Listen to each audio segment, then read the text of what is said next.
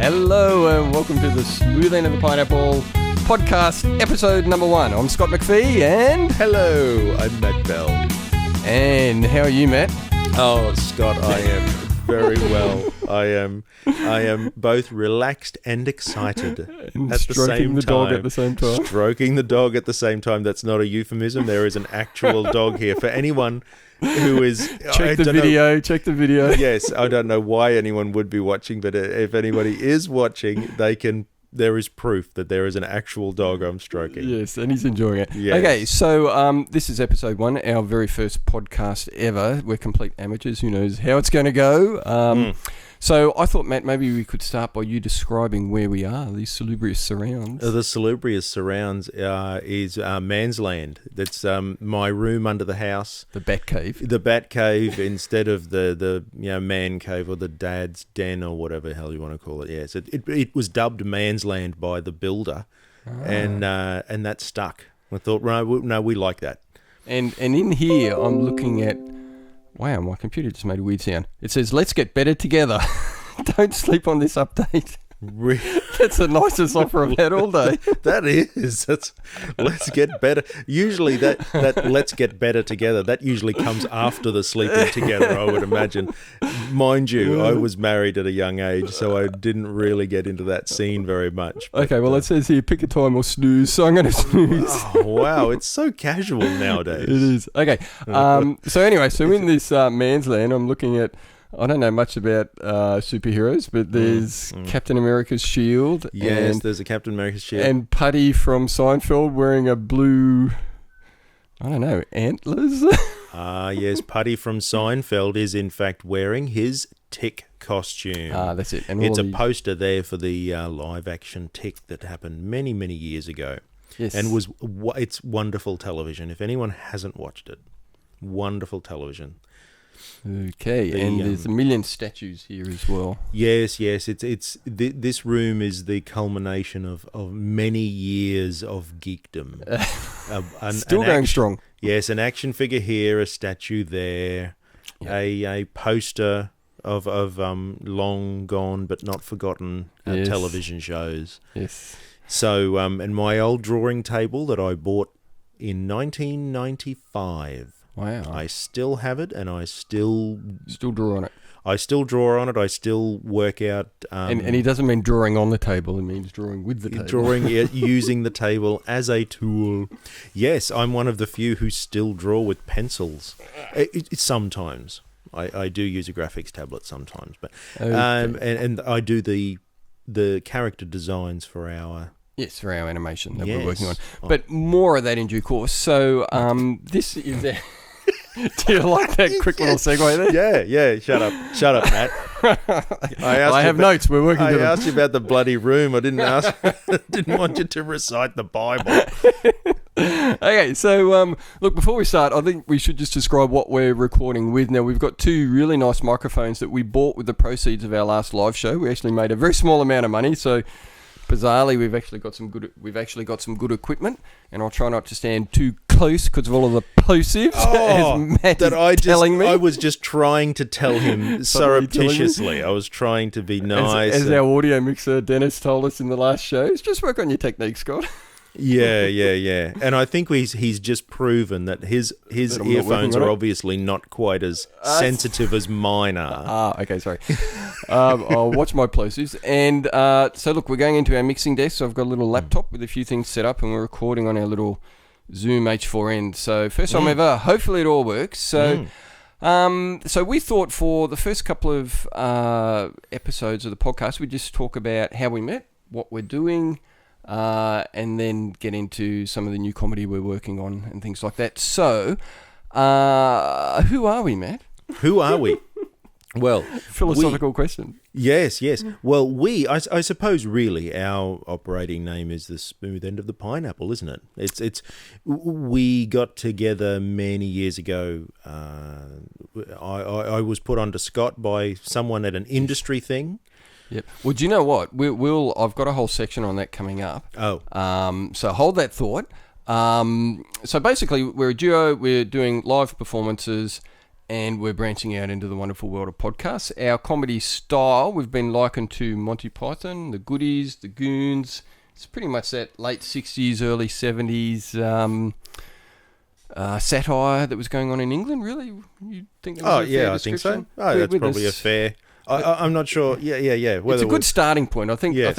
we differ from that a bit as well, but we'll look at that as we go on. Now, I've got a big note here. Caveat, first podcast ever. We don't know what we're doing. So who knows what's going to happen. So for the first few ones, I'm kind of driving it. I'm not sure whether you needed to say that. Just so you know, we don't know what we're doing. I don't... But feel confident, dear Not listener, sure. this is going somewhere. We're not sure where. Oh, yeah, and also now, Matt doesn't have any idea what I've got planned. So the first few, I'm kind of driving. So I've told him basically very little. So That's evident by the fact that I started answering his last two questions and obviously it took way too long. move on. Okay, so look, for the very first episode, I thought the theme of this should be, let's get to know Matthew Bell. Gee, I've been trying to do that for decades. So I thought we should set the tone with a bit of nice music here, man. Yeah. Okay, so I've got a list of questions here, Matt. First of all, your name. I think we know that by now. Yes, my name Matt Bell. Matt Bell. That's right. Now, would you like to divulge your age, or is that getting a bit too personal? Oh, I can divulge my age. My age is 46. Okay. And very short, what do you do for a living? You were... Oh, that's not two questions, is it? Very short. I neither confirm that was a statement. nor deny. Very short thing. Very short answer to what do you do for a living, and I say short answer because I know what you do for a living. Yes. Okay, let's make it short. Engineering, mainly for money. There's acting gigs here and there. But yes. So you're a much like me and probably a lot of people, you're a frustrated artiste. Now, when did you realise, Matt, you were first interested in comedy? When did it start to mean something to you? Well, I suppose the sad thing is it meant a lot to me very, very, very early on. But why is this sad? School age. Yeah. But it wasn't something that you did for a living. It was, I mean, like many. This is when you're at school. You're worried about making a living out of comedy. I don't do that for a living. But like, I mean, I think like many, what you were supposed to do, you went out and got a real job. Yes. But what I'm getting at is, like, were you the funny kid in the classroom, the class clown? When did you start to express comedy? You know what? I started to express comedy probably really outside school. Yep. I was very much geeky and nerdy at school. Yep. With mates, but, geeky and nerdy mates. I don't really want to dob anyone in there, but they were all geeky and nerdy. Well, that's cool. But I think the humour thing came along with the dating / early years at work stage. So it was a sexual frustration thing. This is a way to alleviate the tension. Yes, and that was mainly the at work thing. Yeah, the dating thing was something else. Okay. I have no idea what you're talking about like now. there, yeah. What I do like, I think I've always had a great interest in all the BBC stuff, like the Monty Python gear and anything else that the BBC did all those years ago. Yep. But I think my real drive came from getting to work and wanting to be the funniest guy at sitting around having smoko and stuff like that. Okay, so it happened a bit later. You weren't one of these. Now, I've got here early influences. Who were your early influences? And I've no idea why, but I wrote Donald Duck and Elmer Fudd. Question mark. I was probably expecting you were going to say, "Oh, it was funny when I was in grade 5." I mean, they were probably my early influences. Yeah. No, well, yeah, look, I can't deny that. I can't deny doing lots of laughing with watching Pig. Elmer Fudd and Donald Duck and well, Daffy Duck more so. Yeah. And Wile E. Coyote and a Roadrunner. Yes. No. But yeah, they were certainly my. You know, I tell you what, my earliest influences, even before Python, well before actually, was I was a real fool for the 3-panel newspaper comic strips. Oh, okay. And when so I was you a love kid, drawing, I would go around secondhand bookshops. I haunted them all the time, and I would come away with books by The Wizard of Id and Croc and Blondie and Hagar the Horrible and Foot Rot Flats. Foot Rot Flats. I love Foot Rot Flats. I think that's where it instilled the love of like the three panels. 3-panel punchline. Yeah. Do you remember Stanley, the other one Murray Ball did, the caveman? No. Yeah, it was very funny, a bit philosophical. Yeah, really Really? funny as well, yeah. Oh, yeah. Not as popular as Foot Rot Flats. So. Yeah. And Mad Magazine. What about? Have you heard the news about Mad Magazine? Yeah, I have. That is absolutely appalling. It is devastating, but you know, as my wife and I said, well, it's not like we were buying it. I suppose we really loved it. Yeah. As kids, but I guess we stopped buying it, and maybe the new generation of kids didn't start buying it. Yeah. So I think that where people are looking for comedy or other material, it's just changed because of the internet, and this is one reason why we're doing podcasts. Really, the way you deliver the material is a bit different now. Okay, so now you are fantastic at accents. When did you first become interested in accents?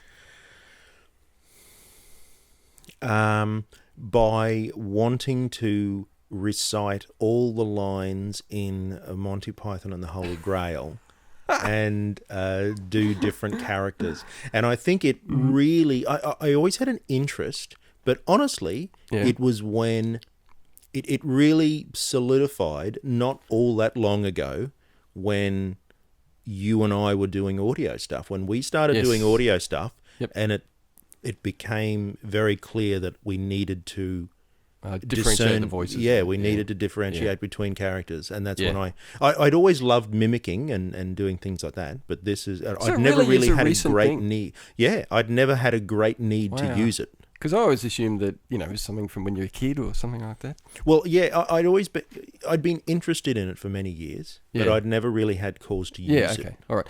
Now, I'm going to pass you something here. You might like to read out what it says on the front of this. Oh, mystery envelope. Okay. Wow, so you have, I have done some preparation. He really has done a bit of prep. Okay, so could you open that mystery envelope and read the contents, please? Opening the mystery envelope. And just read out the contents. I feel like I'm on a game show. Open the mystery. It's a large A5 envelope with opening a the piece mystery of A4. Okay. Oh, there's paper inside with lines on. There's ruled paper. Okay, so please read out what it says here.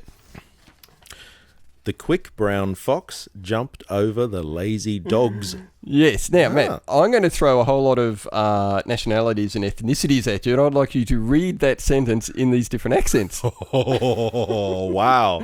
Put you on the spot here. Okay, first of all, Irish. The quick brown fox jumped over the lazy dogs. Very good. English. The quick brown fox jumped over the lazy dogs. Indian. Hang on. I don't know if anyone can hear that. This very quiet street has a truck going on it right now in our non-soundproof studio. Okay, Indian. Have I stumped you? Quick. No, I have. Yeah. The quick brown fox. The quick brown fox jumped over the lazy dogs. Oh, yeah, that's not too bad. Okay, South African. The quick brown fox jumped over the lazy dogs. Very good. Scottish. The quick brown fox jumped over the lazy dogs. Okay, now, Nigerian. The quick brown fox jumped over the lazy dogs. Yeah. Kiwi. I've got him again. The quack brown fox. Okay. Note to self, don't write any sketches with Kiwi it's accents. so close to us, and I never do it. Yes, the that's quick right. brown fox jumped over the lazy dogs, Okay. bro. We just put bro on the end. Yeah, that's it.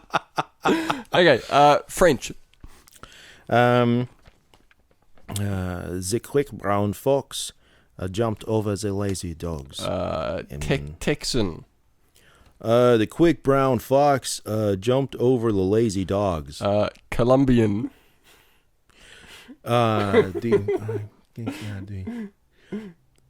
The quick brown fox. Oh, the quick brown fox jumped over the lazy dogs. I'll just do anything now. I'm just throwing anything in now. Okay, right now, here's your favourite, Batman. Oh, Batman is Matt's hero, I'll just say. The quick brown fox jumped over the lazy dogs. Superman. The quick brown fox jumped over the lazy dogs. Okay. Now, because I just want to say, Matt, you I think have got a really rare talent. You've actually got the technical skills of an actor. And, I mean, I know I put you on the spot there with just chucking that at you right away without giving you a chance to prepare it. But I honestly think you've got the technical skills of an actor with the genuine unhingedness of a real comedian. Oh, wow. And seriously, there's not... actors who try and be funny, like sometimes they're funny, but they're just not bent like comedians are. And then it's really rare to have a comedian who's got those technical skills, because I remember a couple of times some of the sketches we've done, the accents were so good. It was like, like we did an Irish one, and you gave a perfect Dublin accent. I was just thinking, well, just any kind of generic Irish will do, And look, I think one of our best sketches that shows your accent ability is Jock the Bastard, because not only do you do Scottish, you do about 3 different kinds of Scottish, a male, an old male, and a female. And even though that sketch is kind of set in Scotland, and even though my last name is McPhie, I can't do a Scottish accent to save myself, so I didn't even try. So let's have a look at quick listen to Jock the Bastard, and here's Matt, I think, in great action here.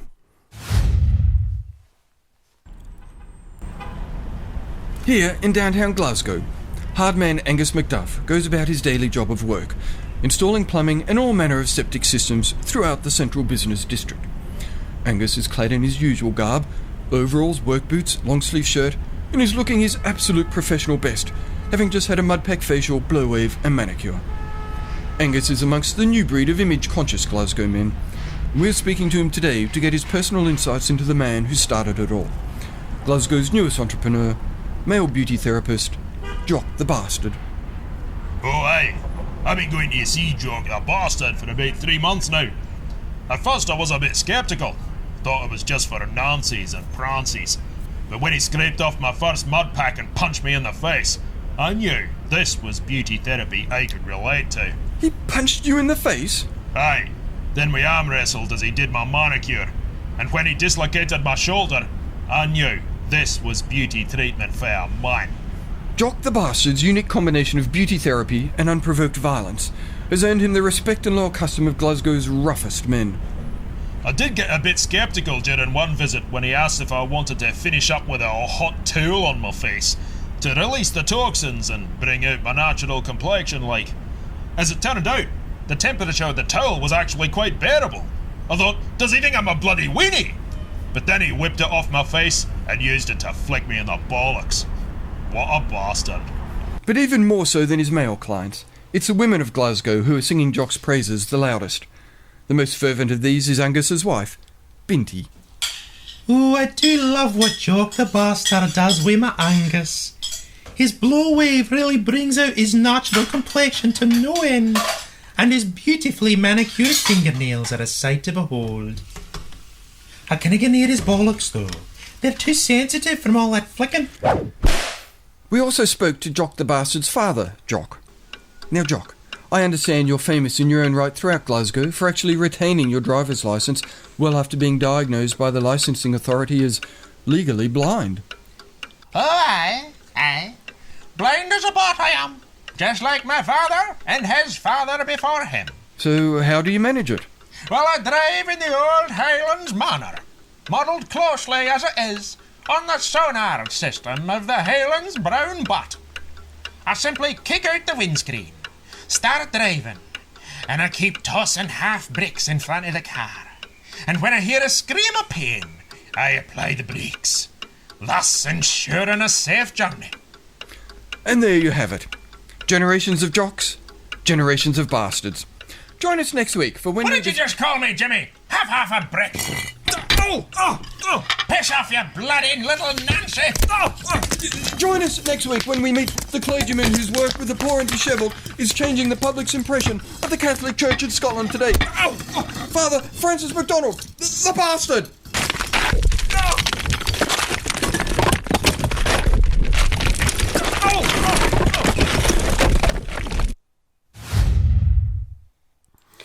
So, there you go, Matt. I think that's excellent work there. Oh, thank you. And I think that's going to be the best bit on our video if anyone watches it. Sitting still I was listening. just sitting here As you stroke the dog. as I stroke the dog.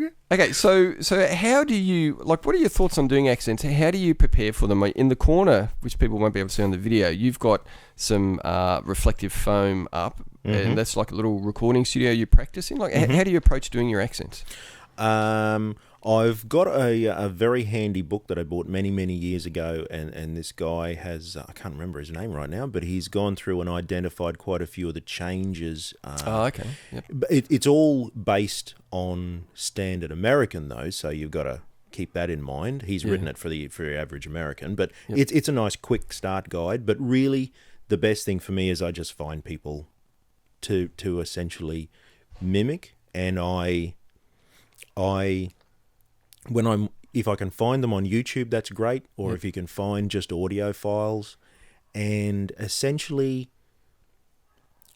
when I'm listening, I'm trying to not just mimic sounds, but I'm trying to discern exactly what they're doing with their mouths or with the muscles in their mouths around their tongue. The technique. Yeah, that's interesting. Because one thing, just moving on from there, what's your general approach in writing sketches? Because I know a lot of them are actually character based, and do the characters come with the accents, like that old timey doctor, for instance, in the shows that we just did recently? Do the characters come with the accents, or are you just trying different accents and then it makes you think of a characterization and then a sketch? How do you? Sometimes it'll be like that doctor. I've been wanting to do something with that character for a long time. Why don't you just throw out a few lines? Just we haven't prepared this one, but if you remember a few lines. When he's drinking in his surgery, and he goes, I want to say, I think you have skinny lungs. And at some stage, I'm going to read out the list of other ailments that we came up with. It was a lot of fun, though, wasn't it? Yeah. Jaundice in the lymphatic system, I think, was one of them. And I really just wanted to do, and I'd never written anything with that guy. And sometimes it's just one single situation that's going to exist inside a story or as the punchline for a story. Yeah. But some of your sketches, I noticed, and this is what I love about them, they have a real unhinged... Do you remember The Greatest Battle on Earth, which I don't... We'll have a few live recordings of that, and we'll play that on another podcast, but that's about, I don't know, a drunk Irish president and an alien invasion or something. And it just kicks on and on and on and on. It's just great. It's just... It's really... the Irish is many decades long plan to drink harden themselves and then challenge the world leaders to drinking games. Yes, whoever wins gets to take over. Yeah. And something I've noticed and I noticed this more in our first few live shows rather than the more recent ones. You're very precise and focused with the delivery. Whereas I'm just kind of a little bit all over the place, a bit kind of frenetic. And I guess that's just our personalities or whatever. But does that come back to the technique of the accents and that kind of thing? Like you're thinking about the precise delivery? Is that... Kind of. I was, when I first started doing acting, because I when I decided I was going to try and move away from the day job and do more acting work. Sure. I was a shocker when I first started because I did acting classes part-time while I was still working. And I realised I've been this way my whole life once I started working backwards, looking backwards. But I was always do as much preparation as you possibly can to ensure that it's going to be okay. Yeah. And I was terrible when I first came out. I would make copious notes all over scripts. I'd scribble over things and put like every thought down. It, you know. I would overthink a lot. And I think I'm getting a lot better as the years go on to just trust what's inside and trust that you've already got what you need. Yeah. But I think that's still a bit of I'm moving out of it, but I'm certainly still very much this is what we've written, or this is what I've written. This is what we're going to perform. Yes, this is this sort of pause here will instill this sort of a feeling, or this line has to come at this precise moment for it to be as funny as it can be. Yeah. So I'm very much a stick to the script still. Yep. But we have instances where it will wander off and people love it. So I've done a little bit of stand-up before, and I've certainly had that situation where stuff you think is going to kill doesn't, and then something you've put in there because you needed another 10 seconds to get the set, or another 30 seconds, and it kills. Yeah. So it's so difficult to predict what people are going to... you've got so many different life experiences sitting out in the audience. Yeah. You've got so many different stories. You can't please all of them, but it's also you're not sure what's going to tickle someone in just that right way. Yeah, well, do you know what I found? As an estimate, I reckon about, in the sketches and the live shows, about 90% of the time where we think there's a joke, there is. And there's probably about 5% of what we think are jokes don't get laughs. And then there's about 5% where we weren't expecting a joke and there is a laugh. So but by and large, I mean, I think because our material is quite different, but like intellectual fart humour is what we decided it is. and a lot of reviews have said that it appeals to a wide range of people. So it's kind of good. Now, okay, so look, we're just finishing up now. So the last thing I want to say, Matt, before I ask you to select a sketch, as we go out on a sketch. Oh, yeah. Something I've noticed working with you in the last however many years is I've just found out there's no point arguing with you. And it's not for the reasons that people would think. No, wait till you hear the end of this. It's not for the reasons people will think. It's because you're such a decent, well-balanced, fair-minded person that if you take the contrary position, 99 times out of 100, it means you're wrong.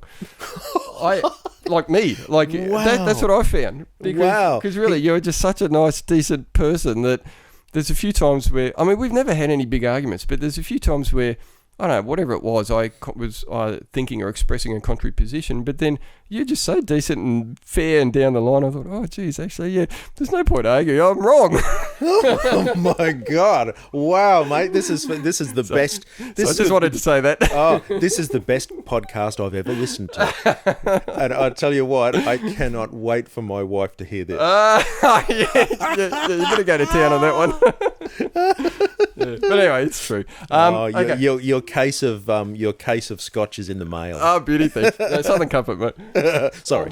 Okay, now I have behind me our 3 CDs. I'll hold them up for the camera up there. So there are 2 studio albums and 1 live album. We're going to talk about these in some of the upcoming episodes, but just to finish on, why don't you just pick a sketch out of one of them and we'll play that to go out on. But just tell us which sketch you want to hear and maybe just a bit about it, okay? Okay. And I'll just queue up my little computer here so we can play it. Oh, man. There's ones especially on this first one. I've not heard them for so long. Yeah, well, why don't you pick it? Then we'll have a quick chat afterwards. Yeah. Okay, the one I'd like to hear is Burglary. Oh, okay. From the debut album. Yeah. Okay, let me... Okay, it's funny you picked that because I was going to play that in another podcast. Now I'm stuck. Doesn't matter. That's good. It's all spur of the moment. Okay, so here's burglary. Just hold on while I get it to go to the right player. Okay, here we go. Here's burglary. And then we'll talk a quick talk about it afterwards.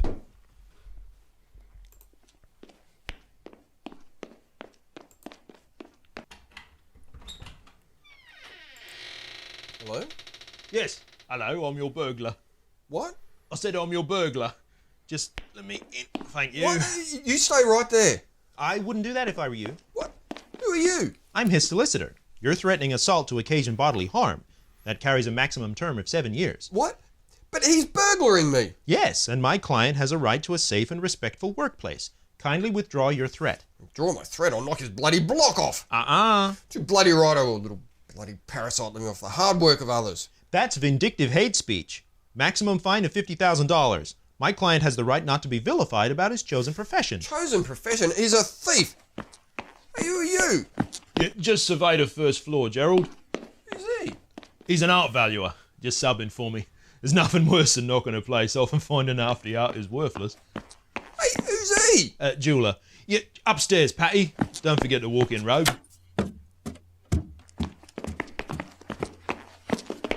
Who are they? Just removalist. I've got them on retainer. But it's my stuff. Oh, go on. That's such an outmoded way of thinking about things. You shouldn't be so materialistic. I prefer to think of it as, I don't know, mine. Like hell it is. I've got a gun. Conspiracy to commit murder, 20 years. Well, I wouldn't kill him. Use of a weapon to threaten assault and bodily harm, 15 years. All right, then, I'll just tie him up. Deprivation of liberty, 7 years. Well, what can I do? You can stop imposing your violent ways on my client. My violent ways, but he's robbing me. We prefer to look at it as rehoming the surplus wealth. Yeah, well, I hope he trips over all of that. OH&S, failure to provide a safe workplace, $50,000. So what am I supposed to do, just stand around and let him take everything? Yes. Well, it doesn't matter anyway. I'm just going to go back round to his place and steal everything back. Oh, no, you can't do that. Why not? Well, that'd be burglary. Okay, so there we go. Okay, so why'd you pick that sketch, mate? I chose that sketch because I think it really showcases what our comedy is, and it's the only reason I keep saying my wife is I haven't decided yet whether I want to use her name, but on this, whether I'll ask her at some point. But we'll keep it's secret. It was from the first time we performed it, and still is my wife's favourite sketch, and it's not one of mine. I know, well, but she loved it. It really is. It's just. Yeah, it's a very clever, popular sketch when we do it. Yeah. It works on every level. Yeah, for us. And we got a review of the last shows. The reviewer said taking a bit of a dig at the way the world's going, which it certainly is, and I think that's why people like it. But listening to it there made me realise it's a good showcase for your accents as well, because you have to do a number of different accents in that. And it's a good one that works in an audio format because there's lots of footsteps and panning and mixing and so on. And that was one. It's one of the first ones we did, and it really that was what we wanted to do. Yeah. I remember when you said to me, you rang and said, "Matt, I really would love to do audio albums like Python used to do, like the Goons used to do." Yeah. Okay, well that's great. So we might wrap it up now.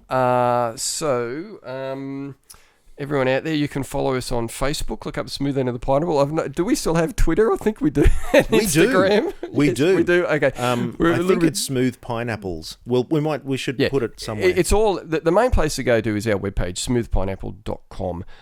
Look there, and then that can direct you towards YouTube, Facebook, everywhere else that you can find us. So I'm Scot McPhie. And I'm Matt Bell. And thank you for listening. We'll be back for episode 2 shortly. Thank you. Bye, everyone.